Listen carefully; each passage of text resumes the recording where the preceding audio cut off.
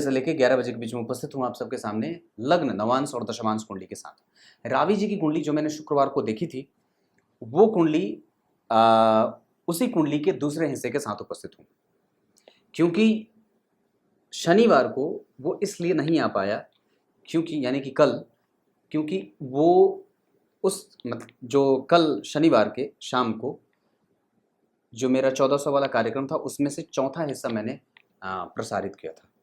इस वजह से इसको सुबह में लेकर के उपस्थित हो रहा हूँ। यहाँ मैंने इनकी कुंडली का शुक्रवार के शाम को विश्लेषण करा था, जहाँ मैंने लग्न कुंडली का संपूर्ण अध्ययन किया था। नवांश कुंडली को जब आप समझने का प्रयास करते हैं तो नवांश कुंडली में जो लग्नेश है वो यहाँ पे उच्च के होकर के बैठे थे, मंगल जैसे पराक्रमी ग्रह के साथ, और चंद्रमा जैसे एक शुद्ध ग्रह के साथ बैठे थे। वहीं नवांश कुंडली में गुरु यहाँ पे उच्च के हैं लग्न कुंडली में, और यहाँ पे वो गुरु मित्र की राशि में बैठ रहे हैं, जिस पे उस भाव के अधिपति की दृष्टि है। यानी कि व्यक्ति का समाज और व्यक्ति का पिता के साथ संबंध और व्यक्ति का जो करियर है वो कभी भी डिमोलिश नहीं होगा।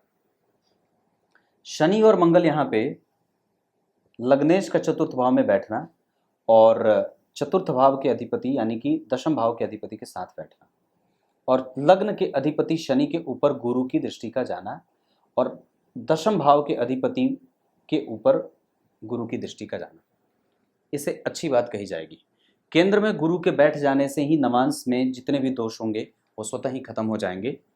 चंद्रमा का धनु राशि में बैठना, राशि के अधिपति का केंद्र में आना और लग्नेश शनि के द्वारा देखा जाना, गुरु और शनि का संबंध कई बार व्यक्ति के पति को नौकरी और सरकार से जुड़ करके काम करने वाला बना देंगे। और चंद्रमा की 7वीं दृष्टि जब यहाँ जाएगी तो निश्चित रूप से व्यक्ति को विलक्षण प्रतिभा का धनी बनाने के साथ साथ प्रेमास्पद संबंधों में डालने वाली भी हो जाती है। शुक्र के उच्च के होने से धनाढ्य और धनी वर्ग में विवाह हो, और राहु के यहाँ बैठ जाने से कई बार व्यक्ति इतना ज़्यादा हठी और जिद्दी हो जाता है कि किसी की सुनने पे उसकी बस नहीं चलती, या कई बार वो सुन नहीं पाता है। शनि की 10वीं दृष्टि जब लग्न पे पड़ेगी तो दाम्पत्य को मजबूती मिलेगी, और तृतीय भाव के अधिपति जब गुरु से देखे जाएंगे तो व्यक्ति के पास कम्युनिकेशन होने के साथ साथ दाम्पत्य में थोड़ी बहुत विकलता के योग बनेंगे। हालांकि मैं इसे फिर भी खराब नहीं कहूँगा, वो ठीक है। अगर विवाह कभी भी करना हो तो व्यक्ति को कर्क राशि के जातक बड़े ही श्रेष्ठ होंगे, तुला राशि के जातक, कन्या और वृषभ राशि के जातक बड़े अच्छे होंगे, पश्चिम दिशा अच्छी होगी और 8 तारीख अच्छी होगी, 8 अंक अच्छा होगा।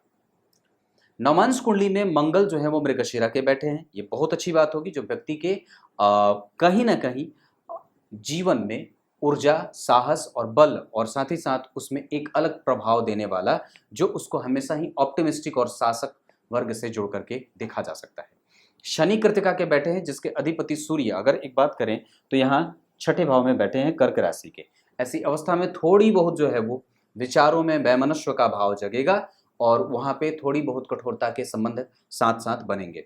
कई बार व्यक्ति का मन मस्तिष्क जो है वो विकल होगा, परेशान होगा, और कई बार वो शिकायतें भी अपनी पति की किसी न किसी कारण से कर दिया करेगा। ये एक सामान्य सी बात होगी। संतान वगैरह के बारे में अगर विचार करेंगे तो गुरु लग्न से केंद्र में है, गुरु लग्नेश को देख रहे हैं, और गुरु पंचम भाव के अधिपति को 12वें जाकर के देख रहे हैं, और सूर्य की उस पर दृष्टि है। पंचम भाव पे चंद्रमा की दृष्टि, पंचम भाव के अधिपति के ऊपर सूर्य की दृष्टि, और शुक्र जो है वो इस भाव से केंद्र में है, शुक्र उच्च के, मंगल जो है वो वृषभ राशि के, और जन्म कुंडली में बुध का 12वें जाना और शुभ कर्तरी लगा देना। दाम्पत्य में कमजोरी कभी भी नहीं होगी, नर्चर होता रहेगा, संबंध विच्छेद नहीं होंगे, टूटेगा नहीं, और कुंडली मंगलिक नहीं है। चंद्र कुंडली से ये कुंडली मंगलिक है, मतलब कुंडली मिला लेने से संतुलन ज्यादा बढ़िया रहे। इस कुंडली में 7वें भाव में राहु पूर्वा फाल्गुनी के बैठे हैं, और गुरु ज्येष्ठा नक्षत्र के बैठे हैं नवांश कुंडली में, जिसके कारण व्यक्ति का पति खुद का काम करने वाला, या तो वो प्राइवेट नौकरी करने वाला नहीं होगा, या तो खुद का काम, खुद का व्यवसाय, खुद का कारोबार संभालने वाला होता है। वहीं इस जातक के करियर की अगर बात करते हैं तो 7वें भाव के अधिपति या दशम भाव केंद्र में जितने भी ग्रह बने हैं 1, 4, 7 और 10, तो लग्न के अधिपति का तृतीय में आना, सूर्य और चंद्रमा के साथ आना, मेहनत करने से व्यक्ति विलक्षणता को प्राप्त होता है, उसके पास क्रिएटिविटी होती है, वो यश कीर्ति अपने पराक्रम के बल पे प्राप्त करता है, उसको किसी के द्वारा कोई भी चीज चाहिए नहीं, वो स्वयं से ही सारी चीजें इकट्ठा कर देता है और स्वाभिमान के साथ अपने जीवन की गति को आगे बढ़ाने वाला होता है। ये व्यक्ति कभी भी किसी भी तरीके से अपने स्वाभिमान के साथ समझौता ना करे और कभी भी किसी के द्वारा दी हुई प्रश्रय या आश्रय पे भरोसा ना करे। साथ ही साथ जन्म कुंडली में यहाँ पे शनि और मंगल का बैठना, यहाँ पे राहु का बैठना और यहाँ के अधिपति मंगल का शनि जैसे ग्रह के साथ बैठना, ये इशारा करते हैं कि व्यक्ति को कहीं पे भी किसी पे कभी भी भरोसा करने से 10 बार पहले सोचना होगा। केंद्र में शनि और मंगल और चंद्रमा के बैठ जाने से, गुरु और शुक्र के बैठ जाने से कुंडली संपूर्णता को प्राप्त करती हुई देखी जाएगी। वहीं पे दशमांश कुंडली में केंद्र में राहु और केतु के बैठे होने से कई बार व्यक्ति को आरंभ में किसी के सपोर्ट की आवश्यकता पड़ सकती है और मैं समझता हूं कि व्यक्ति को कई बार अगर माता के निकट होकर के काम कराया जाए तो ज़्यादा लाभ हो। माता से जुड़ करके अगर कोई काम कराया जाए या जो काम माता करती आई हो अगर वो काम भी कराया जाए तो भी व्यक्ति सफल हो जाता है। मंगल का नीचा विलासी होना, भाग्य भाव में बैठना, रोजगार मिलता रहे, रोजगार है, उसके घर में ही इतने काम पड़े हैं कि उसको कहीं भी रोजगार मांगने की आवश्यकता नहीं पड़ेगी।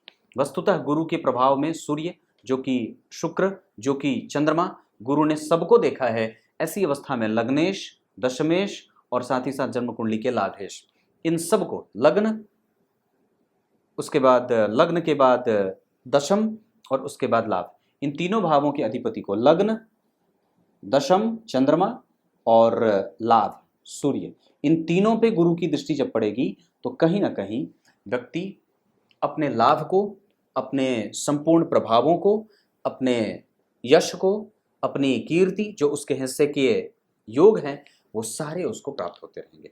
एक और भी बहुत अद्भुत बात, गुरु का लाभ भाव में बैठ करके दशमांश कुंडली के लग्नेश को और विशेषतया सूर्य को देख लेने से एक अद्भुत तरीके का बल व्यक्ति को प्राप्त होगा जो उसके कर्म क्षेत्र को हमेशा ही पॉजिटिव एनहांसमेंट देता रहेगा। इसके अतिरिक्त और भी एक बहुत अच्छी बात होगी कि व्यक्ति कभी भी किसी की भी तरीके से अपने करियर को लेकर के बिल्कुल ही डिप्रेसिव नहीं होगा और करियर को लेकर के हमेशा ही उसके पास कई सारे ऑप्शंस उपलब्ध रहेंगे। इसके अतिरिक्त व्यक्ति कभी भी निंदनीय कृत्य नहीं करे, कोई भी ऐसा करियर को लेकर के परिणाम या कोई भी ऐसा एक्शन वो नहीं लेता है या करता है जिसके कारण उसके प्रभाव से उसका परिवार प्रभावित होता है या गलत तरीके से डिफेक्ट होता है या उस पर उसका गलत इंपैक्ट पड़ता है। ये चीज होती रहेगी। चंद्रमा पे गुरु की दृष्टि व्यक्ति के मनोवांछित फलों की पूर्ति कराने वाली और शुक्र पे गुरु की दृष्टि व्यक्ति को कई तरीके से कई क्षेत्रों का अनुभव और छोटी अवस्था में ही कई सारा ज्ञान रखने और धारण करने वाला बना देंगे। यहाँ कमजोरी क्या हो सकती है? राहु का यहाँ बैठना, हालांकि फिर भी वो ठीक बैठे हैं। यहाँ के अधिपति का अस्तम में जाना, बुध और शनि का कंप्यूटरीकृत ज्ञान और तकनीक का जानकार, सॉफ्टवेयर के क्षेत्र में, अकाउंटेंट के क्षेत्र में, कंसल्टेंसी के क्षेत्र में और शेयर सट्टेबाजी के क्षेत्र में, और कई बार व्यक्ति जो होता है वो बैंकिंग और इन्वेस्टर होता है, इन्वेस्टमेंट बैंकर होता है, इस क्षेत्र में भी व्यक्ति को आगे बढ़ते हुए देखा जा सकता है। इसके अतिरिक्त व्यक्ति मैनेजमेंट का माहिर होता है, आप मैनेजमेंट बहुत अच्छा कर सकते हैं। क्रिएटिविटी जन्म कुंडली में बहुत अच्छी है क्योंकि मंगल का प्रभाव जो है वो बहुत बढ़िया है। लग्न कुंडली में वो विशाखा नक्षत्र में बैठे हैं और गुरु उच्च के होकर के बैठे हैं। गुरु पुष्य नक्षत्र में बैठे हैं। गुरु पुष्य योग का प्रभाव व्यक्ति के जीवन को बहुत ही संतुलित और सार गर्भित तत्वों से युक्त रखेगा और मैं समझता हूं कि ये कई तरीके से जातक को तेजस्विता, ओजस्विता, प्रभाव में संपन्नता और विलक्षणता का प्रभाव देंगे। ये क्रिएटिविटी, मल्टीटास्किंग, मल्टीपल लेवल पे व्यक्ति को काम करने वाला बना देंगे। इस कुंडली में शनि षड्बल में सबसे ज्यादा बलवान होंगे, उसके बाद मंगल, उसके बाद सूर्य बलवान होंगे। अगर और भी चीजें जो मैं देखूं तो सूर्य आधा परिणाम करेंगे, चंद्रमा और मंगल अशुभ परिणाम करेंगे क्योंकि अच्छे होते नहीं हैं। बुध इस कुंडली के लिए हमेशा ही अच्छे परिणाम देते देखे जाएंगे और जहां जहां के भी वो अधिपति होते हैं वो अच्छे परिणाम देते ही देखे जाएंगे। गुरु जो है वो इस कुंडली के लिए अच्छे नहीं होते, मकर लग्न की कुंडली के लिए, इस वजह से वो ना चाहते हुए भी उन्हें अच्छे परिणाम देने ही होंगे क्योंकि वो केंद्र में हैं और उच्च के बैठे हैं, शुक्र जैसे अनुभवी ग्रह के साथ बैठे हैं, योग कारक ग्रह के साथ 12वें भाव के अधिपति मोक्षदायक हो जाते हैं और कई बार व्यक्ति की मृत्यु बहुत ही सुखद माहौल में होती है, घर परिवार के साथ में, और बहुत ही आराम से व्यक्ति का जीवन बीत जाता है। संतान का सुख संतति का सुख श्रेष्ठतम स्थिति में प्राप्त होती है और बहुत ही विलक्षणता से संतान भी आगे बढ़ती है, अनुभवी होती है। छोटी उम्र में वो बहुत सारे सवालिया हो जाते हैं। शुक्र आपकी कुंडली के लिए सर्वाधिक योग कारक और सबसे ज्यादा बेहतरीन परिणाम देने वाले ग्रह होंगे। इनकी दशा व्यक्ति को यादगार और कई तरीके से लाभ देने वाली हो सकती है। शनि इस कुंडली के लग्नेश होने के साथ साथ द्वितीयेश होते हैं। बहुत अच्छे नहीं होते क्योंकि धन भाव के भी अधिपति या मारक भाव के अधिपति हो जाते हैं। इस कारण से कई बार वो आधा परिणाम करने लगते हैं। राहु और केतु में से आपकी कुंडली के लिए राहु हमेशा ही अच्छे परिणाम करेंगे क्योंकि जिस राशि में बैठे हैं उस राशि का अधिपति वहीं बैठा है, त्रिकोण में बैठे हैं, लग्न पे मित्र की दृष्टि है, सप्तम भाव पे जो है वो तृतीय भाव पे सामान्य दृष्टि होगी और पंचम भाव पे उच्च की दृष्टि हो रही है। इसके कारण राहु जहां बैठे हैं, राहु लग्न पे देख रहे हैं और राहु नवम भाव पे पंचम भाव पे देख रहे हैं। इससे व्यक्ति को कई तरीके से लाभ मिलता देखा जाएगा क्योंकि राहु की उच्च दृष्टि है और वो व्यक्ति को खर्चीला भी बनाएंगे फैशन में, और कई बार व्यक्ति बहुत बड़ा इंडस्ट्रियलिस्ट भी हो सकता है। इसके भी क्षेत्र खुले हैं। आगे अगर मैं एक बात कह दूं तो आपकी कुंडली में जो स्थिति बनी है उसमें सूर्य जिस डिग्री पे बैठे हैं 12 डिग्री के मूल त्रिकोणस्थ होंगे। चंद्रमा आपकी कुंडली में जिस डिग्री पे बैठे हैं वो 7 डिग्री के हैं, मित्रवत होकर के बैठे हैं क्योंकि उस भाव का अधिपति निकट ही होकर के बैठा है। शुक्र नजदीक ही बैठे 1 2 3 घर के नीचे।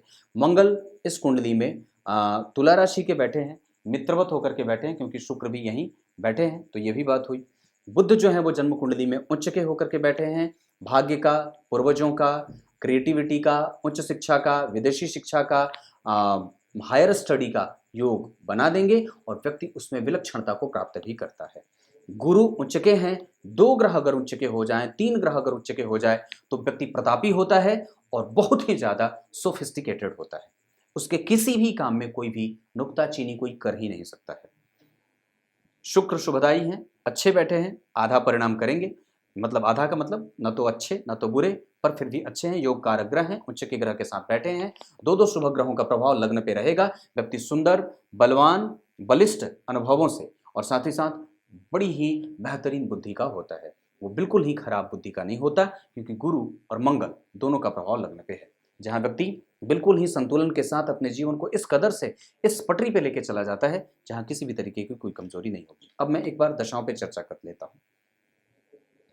होरा कुंडली के आधार पर मंगल, शनि और बुध की दशाएं सामान्यतया अच्छी जाएंगी और ये संतुलन पैदा करने वाली होंगी, पर गुरु, चंद्रमा, राहु, केतु, सूर्य और शुक्र की दशाएं माइलस्टोन साबित होंगी और व्यक्ति से मेहनत करवाएंगी और व्यक्ति को तब जाकर के सफलता देंगी। वाहन वगैरह का सुख व्यक्ति के पास 100% है, उसमें रत्ती मात्र भी संशय नहीं है। खास करके ये चीजें शुक्र की दशा, चंद्रमा की दशा और गुरु की दशा में ली जा सकती हैं। कोई भी जमीन जायदाद, घर परिवार वगैरह बढ़ाना हो, ये सब आपकी कुंडली के हिसाब से चंद्रमा, शुक्र और गुरु की दशा में और साथ ही साथ बुध की दशा में भी की जाती है। ये सब चीजें आपकी कुंडली में बनी हुई है। संतान का प्रयास गुरु की दशा में, मंगल की दशा में व्यक्ति को कर लेना चाहिए, या सूर्य भी इसमें सहायक हो सकते हैं। सूर्य कम, गुरु ज्यादा और मंगल दूसरे नंबर पे। क्लियर है? ये अंतर दशाएं जब आती हो आप आराम से देख लीजिए। माता पिता में से पिता के साथ संबंध बहुत अच्छे, माता के साथ भी संबंध बहुत अच्छे। माता से धन की प्राप्ति और पिता से अनुभव और इमोशन की प्राप्ति ये होती है। और एक बात बता दूं तो कई बार व्यक्ति जो होता है वो अपने भाई बहनों के साथ, खास करके जो है वो छोटे भाई या बड़े भाई के साथ संबंधों में थोड़ी बहुत कटुतापूर्ण या उसके साथ एक थोड़ी बहुत वो एक जो छोटी मोटी जो बहस वाली होती है वो बात बनी रहेगी। अब मैं आपको इनकी कुंडली की जो है वो चीज़ें तो बता चुका हूँ, कुछ और भी चीज़ें बता देता हूँ। जैसे इनकी कुंडली में जब कभी भी राहु की दशा चलेगी और शनि की दशा चलेगी तो दुर्घटना के योग हैं। जब कभी भी मंगल में शुक्र की दशा चलेगी तो दुर्घटना के योग बनेंगे और हमें उस समय सावधान रहने की आवश्यकता है। सूर्य की दशा में व्यक्ति को पेट जनित बीमारियां हो सकती हैं। गुरु की दशा में व्यक्ति को हृदय जनित समस्याएं हो सकती हैं, कफ वगैरह की समस्याएं हो सकती हैं। ये बात देखने को मिल सकती है। अब क्या बताऊं, नक्षत्र के आधार पर अगर बात बता दूं तो कौन कौन से नक्षत्र आपके लिए अच्छे होंगे। विशाखा, अनुराधा, स्वाति, धनिष्ठा, पुष्य, पुनर्वसु और स्वाति नहीं, स्वाति में मत करिएगा। चित्रा अच्छा होगा, अश्लेषा, पुनर्वसु, पुष्य, विशाखा, अनुराधा और साथ ही साथ रोहिणी, ये सब किसी भी काम के लिए व्यक्ति आराम से उन लोगों का, इन ग्रहों का लाभ उठा सकता है। वार शनिवार बहुत अच्छा है। दिशा पश्चिम अच्छी है, चाहे विवाह के लिए हो, चाहे धन कमाने के लिए हो। धन कमाने के लिए आपके पास दक्षिण दिशा भी बहुत ज्यादा यथोचित होगी। क्या बताऊं, कुछ इसी तरीके से आज के कार्यक्रम का समापन करते हैं। मैंने ये कुंडली ठोस देखी है, मतलब परिणाम पूरा बता दिया है, एलेबोरेट बहुत कम करा है, क्योंकि प्रत्येक कुंडली को देखने का तरीका और नजरिया अलग होता है। कई बार एक कुंडली बहुत ज्यादा वक्त मांगती है और कई बार एक कुंडली थोड़ा कम वक्त लेती है, परंतु जिस तरीके से ग्रहों का मैं प्लेसमेंट इस कुंडली में देख रहा हूं वो काफी ज्यादा बेहद संतुलित और बहुत ही ज्यादा व्यवहार कुशलता का परिचय दे रहा है। जैसे शनि और मंगल का यहाँ बैठ जाना, कोई भी ग्रह बिल्कुल भी कंफ्यूज नहीं है, कोई भी ग्रह बिल्कुल भी अधर में नहीं लटका है। जो भी ग्रह जहां बैठे हैं वो बिल्कुल ही संतुलित होकर के और बिल्कुल ही साम्यावस्था में बैठे हैं। उनमें किसी भी तरीके का जो है वो अल्हड़पन नहीं देखा जा रहा है, चाहे किसी भी चार्ट में देखें। यहाँ पे सूर्य, चंद्रमा, शुक्र गुरु से प्रभावित हो जा रहे हैं। दशमांश कुंडली थोड़ी सी कमजोर है, इस वजह से व्यक्ति को करियर पे आगे थोड़ा ध्यान देना होगा और मैं समझता हूं कि उसके लिए व्यक्ति को शनि का रत्न नीली या नीलम अवश्य धारण कर लेना चाहिए। दूसरे नंबर पे अभी तो राहु की दशा है, 2032 तक लाजवर्त ही काफी रहेगा। उसके अतिरिक्त गणेश जी के मंत्रों का जप, चतुर्थी का व्रत और गणेश संकटनाशक स्तोत्र की आराधना या पाठ कर लेना चाहिए। गणपति अथर्वशीर्ष का पाठ भी व्यक्ति को कर लेना चाहिए। क्लियर है? गाय की सेवा बहुत ज्यादा लाभ करने वाली है। तब तक के लिए बहुत बहुत नमस्कार।